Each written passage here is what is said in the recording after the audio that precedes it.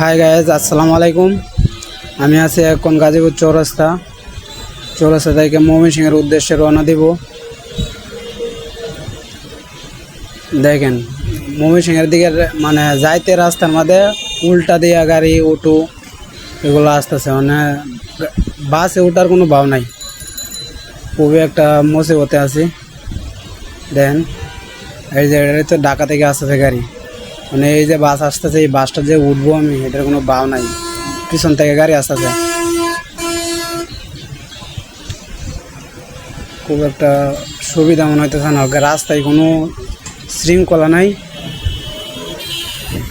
যে রাস্তায় auto rickshaw battery চালিত এগুলা নিষিদ্ধ ছিল, এই রাস্তায় এগুলা এইসব বইরা উল্টা রাস্তা দিয়ে আবার চলাচল করতেছে। ওই জন্য একটা ট্রাক ঢুকাই দিছে উল্টা রাস্তায়। ওই যে বাসটা দাঁড়াইছে, ওই বাসটা যদি উঠবো এটার কোনো ভাব নেই।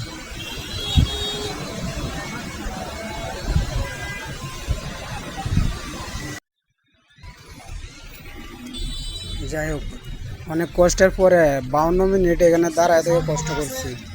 অনেক গাড়ি অটো উল্টা সাইডে এদিক সেদিকে, মানে চারিদিক থেকে যেভাবে চলতেছে তারা, মানে মানুষ, সাধারণ মানুষ হাঁটা চলার কোনো ভাব নাই। যাই হোক, অবশেষে গাড়িতে উঠলাম, বাসে। বাবারি বাবা, মামা যেন টানতেছে, মনে হয় আজকে মারি নিচ্ছে।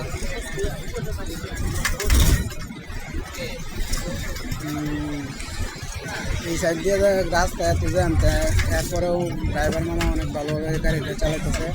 আর ওই পাশে দেন খালি গাড়ি আর গাড়ি একসাথে জাম লেগে রয়েছে, লড়াচড়া করান।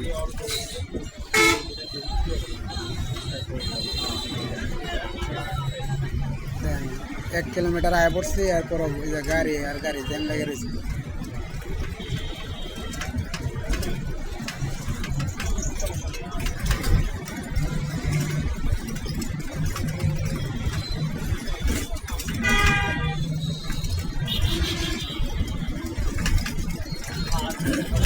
যারা আজকে ময়মনসিংহ থেকে ঢাকার উদ্দেশ্যে রওনা দিয়েছিলেন বিকালবেলা, তাদের আজকে জার্নিটা কীরকম, তো মানে ভিডিওটা সামনে করে অবশ্যই বলে যাবে।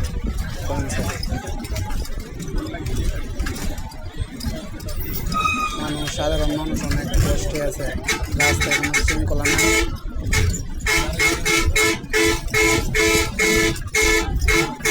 মানুষ যেভাবে পারে এভাবে চলাচল করতেছে। মনে করেন যে মানে পাবলিক যেভাবে ঘুরতেছে, পাবলিক তো বুঝলাম, কিন্তু যেভাবে ঘুরতেছে তারা মনে হইতেছে মানে যা খুশি তা করবো।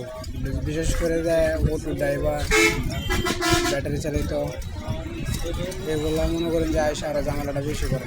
তাছাড়া বড় গাড়িগুলোর সাথে মানে এগুলো বেশি একটা দুর্ঘটনাটা হওয়ার সম্ভাবনা আছে।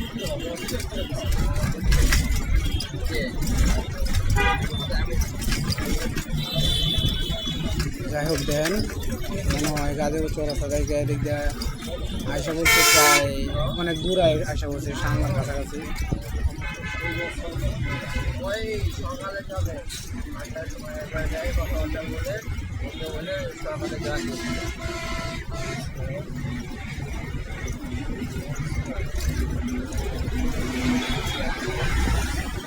যাই হোক গ্যাস, এভাবেই দিন যাচ্ছে। কষ্ট করে গাড়িতে উঠছে, এখন বাসার দিকে যাবো। ঠিক আছে, সবাই ভালো থাকবেন, সুস্থ থাকবেন, আল্লাহ হাফেজ।